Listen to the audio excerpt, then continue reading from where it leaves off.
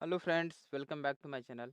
आज के इस वीडियो में हम लोग डिस्कस करेंगे HTTP status 404 not found error जो आता है हम लोग को सर्वलेट प्रोग्राम में। तो इस प्रॉब्लम को सोल्व कैसे करेंगे और ये प्रॉब्लम्स आता क्यों है, पूरा डिस्कस करेंगे आज के इस वीडियो में। तो चलिए इस वीडियो को शुरू करते हैं।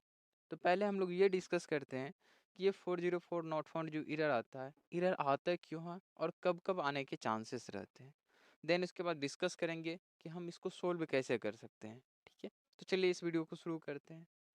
तो जब भी आप सर्वलेट में कोई भी प्रोग्राम्स बनाते होंगे या फिर स्प्रिंग बूट में प्रोग्राम्स बनाते होंगे और जब प्रोग्राम्स को एग्जीक्यूट करते होंगे, जैसा है कि हम एक प्रोग्राम यहाँ पे बनाए हैं और जब इसको हम एग्जीक्यूट करते हैं तो होता क्या है, मुझे एक एरर शो होता है 4040 नॉट।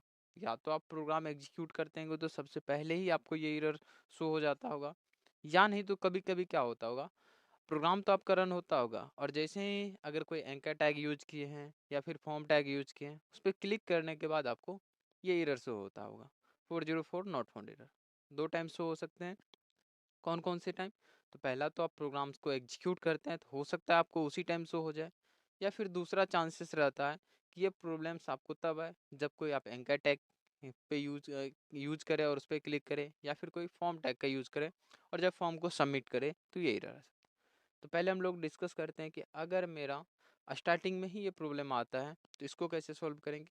देन अगर कोई एंकर टैग या फिर फॉर्म यूज़ करते हैं तो उसमें ये प्रॉब्लम आता है तो कैसे सॉल्व करेंगे, उसके बारे में डिस्कस करेंगे। तो ये जो एरर आता है, ये एरर अगर आपका फर्स्ट में ही आ जा रहा है तो उसका रीज़न ये है कि आपने जो फाइल बनाया है या फिर आप जो वेब एप्स के अंदर में जो भी HTML या फिर JSP फाइल बना के रखे हैं, उस HTML या फिर JSP फाइल में कोई भी आपका index.html फाइल नहीं होगा। इस वजह से एरर है। बाय डिफ़ॉल्ट जब भी हम कोई भी प्रोग्राम बनाते हैं सर्वर का, तो सर्वर में बाय डिफ़ॉल्ट जो मेरा पहला पेज होता है वो index.html पेज या फिर index.jsp पेज, और कौन कौन सा हो सकता है उसके बारे में भी डिस्कस करते हैं। तो वो हम लोग देख लेते हैं। डिप्लॉयमेंट डिस्क्रिप्टर एक फाइल होता है जिसको हम लोग web.xml फाइल के नाम से जानते हैं। वहाँ पे एक टैग देखे होंगे वेलकम फाइल लिस्ट, और वहाँ पे वेलकम फाइल्स के नाम से बहुत सारे फाइल्स का नाम दिया होगा। यहाँ पे जो नाम रहता है यही होता है मेरा डिफ़ॉल्ट नेम। ठीक है, और जब भी हम कोई भी सर्वलेट का प्रोग्राम को एग्जीक्यूट करते हैं, रन करते हैं, तो बाय डिफ़ॉल्ट इन्हीं फाइल्स को वो ढूंढने के लिए जाता है हमारे वेब ऐप्स के अंदर में। और हम देख सकते हैं कि यहाँ पे हम क्या किए थे, जो मेरा पहला पेज है input.html बनाए। हो सकता है आप भी कोई और नाम से फाइल बनाए होंगे, लेकिन इंडेक्स के नाम से नहीं बनाए होंगे। तो जब इंडेक्स के नाम से नहीं बनाते हैं और बाय डिफ़ॉल्ट जो मेरा सर्वर होता है वो index.html या फिर इंडेक्स नाम से जो फाइल है उसको लोड करने का काम करता है, तो उसे ये फाइल मिलता नहीं।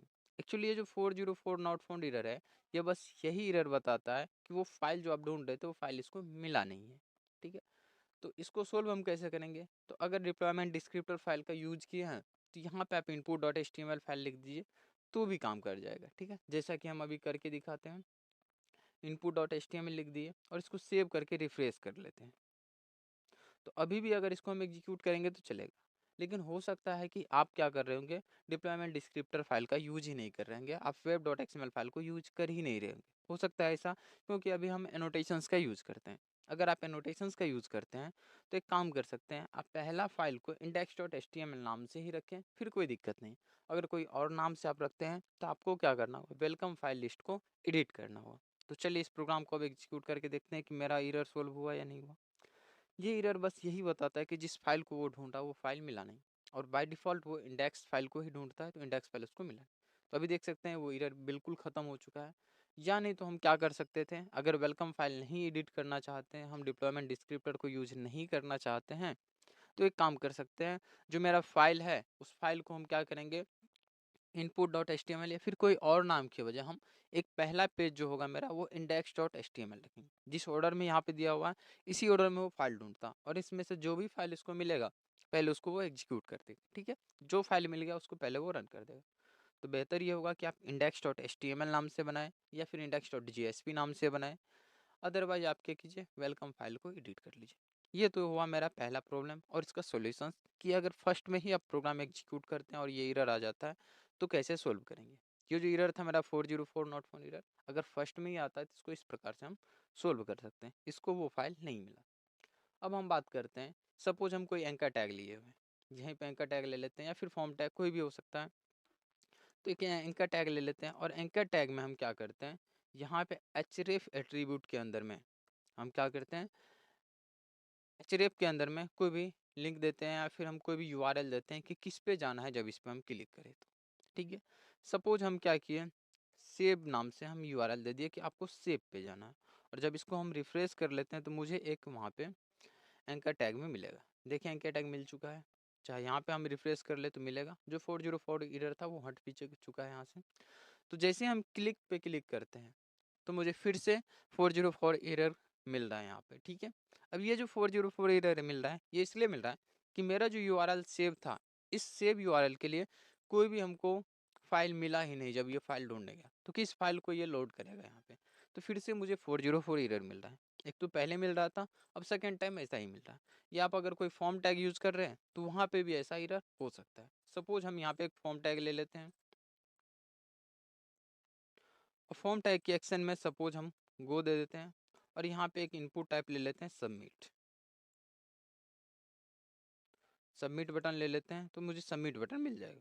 अब यहाँ पे मुझे एक बटन मिलेगा जो सबमिट के रूप में मिलेगा। इसको रिफ्रेश कर लेते हैं, एक बटन है सबमिट, और इस पर जब भी हम क्लिक करेंगे तो फिर से मुझे यही मिलेगा कि जो गो आप दिए थे गो, उस गो के लिए कोई फाइल मिला नहीं मुझे। तो गो यूआरएल के लिए फिर से कोई फाइल नहीं मिला, तो फिर से मुझे एरर आएगा। या कभी कभी ऐसा हो सकता है कि आप गो के लिए डाले होंगे बट यहाँ पे हम क्या किए होंगे, मेथड को पोस्ट या फिर गेट कर दिए, और वहाँ पे उस तरह से हम मैनेज नहीं किए। तो इस तरीके से भी एरर आ सकता है। तो अलग अलग तरीके से एरर आ सकते हैं। कभी ये भी आएगा अगर 404 एरर, तो इसका मतलब बस यही समझना है कि वो फाइल नहीं मिल रहा है जो स्पेसिफिक फाइल वो ढूंढ रहा है। स्टार्टिंग के बारे में तो डिस्कस हम कर ही चुके हैं, अब जरा इसको सोल्व करके देखते हैं। इसके लिए हम क्या करते हैं, एक फाइल क्रिएट कर लेते हैं यहाँ पे जावा का। तो यहाँ पे हम सर्वलेट फाइल क्रिएट कर लेते हैं।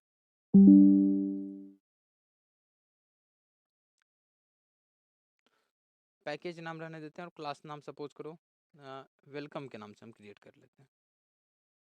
ठीक है, वेलकम सर्वलेट।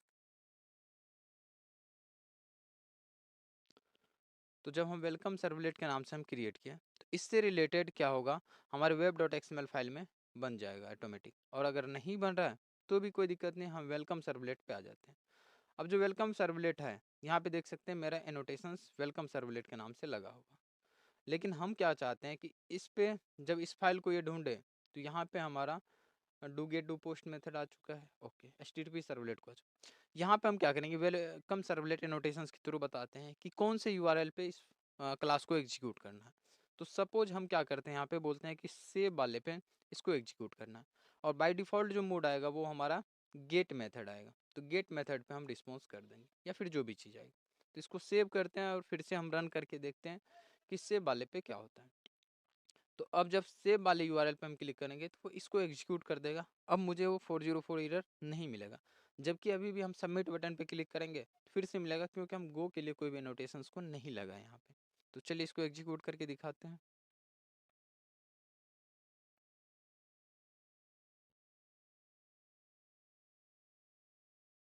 तो जब हम क्लिक पे क्लिक करते हैं तो अब मुझे 404 नहीं, यहाँ पे जो मैसेज आ रहा है, जो मैसेज हम वहाँ पे दिए थे वही मैसेज आ रहा है यहाँ पे जो हम मैसेज देते हैं, बट वो 404 एरर नहीं आ रहा है। क्यों नहीं आ रहा है 404?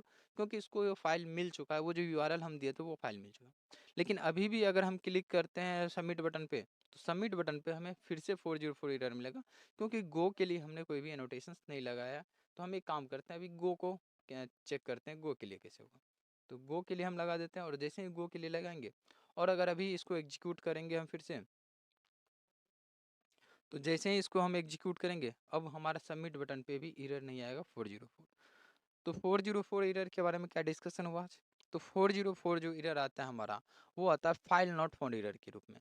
और ये फाइल नॉट फाउंड एरर कब आता है? जब भी उससे रिलेटेड कोई भी फाइल इसको नहीं मिलता है तो मुझे एक एरर शो होता है, वो होता है 404 नॉट फाउंड एरर के रूप में। और इसको सोल्व हम कैसे करेंगे? तो बहुत आसान सा तरीका है। अगर स्टार्टिंग में ये आ रहा है तो हो सकता है कि हम index.html या फिर index.jsp फाइल नहीं बनाए होंगे, या फिर डिप्लॉयमेंट डिस्क्रिप्टर में हम वेलकम फाइल को एडिट नहीं किए होंगे। और अगर हमारा कोई एंकर टैग पे आता है, कोई फॉर्म टैग पे आता है, तो इसका मतलब उससे रिलेटेड फाइल हमारे पास नहीं है।